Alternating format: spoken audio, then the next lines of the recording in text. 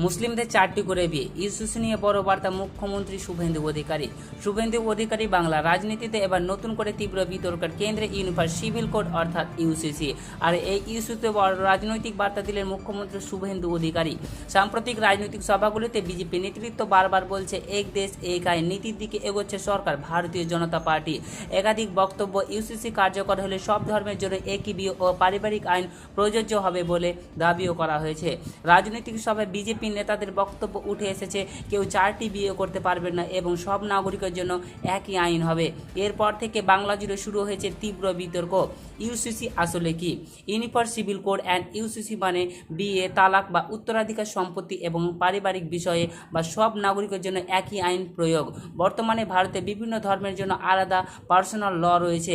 UCC চালু হলে সেই ব্যবস্থায় বড় পরিবর্তন আসতে পারে বলে মনে করা হচ্ছে। কেন এত উত্তেজনা? কারণ এই ইস্যু শুধু আইন নয়, এখানে জড়িয়ে রয়েছে ধর্মীয় অধিকার, সংবিধান, নারী অধিকার এবং ভোট রাজনীতি। বিজেপির একটাই দাবি, ইউসিসি নারী ও পুরুষদের জন্য সমান অধিকার নিশ্চিত করবে। অন্যদিকে বিরোধীদের একাংশ অভিযোগ যে এটি সংখ্যালঘু বা পার্সোনাল লয়ের হস্তক্ষেপ হতে পারে।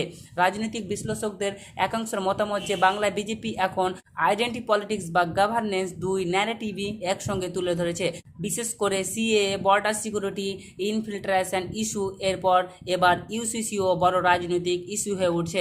এখন সবচাইতে বড় প্রশ্ন, ইউসিসি কি সত্যি সমান আইনের নতুন অধ্যায়, নাকি এটি আগামী দিনে সবচাইতে বড় সংঘর্ষের ইস্যু হতে চলেছে?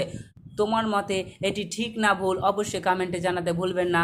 ভিডিওটি ভালো লাগলে লাইক করো, শেয়ার করো আর সাবস্ক্রাইব করো, আর ফলো করতে একদম ভুলবেন না, কারণ সবার আগে সত্য দেখাবো আমরা।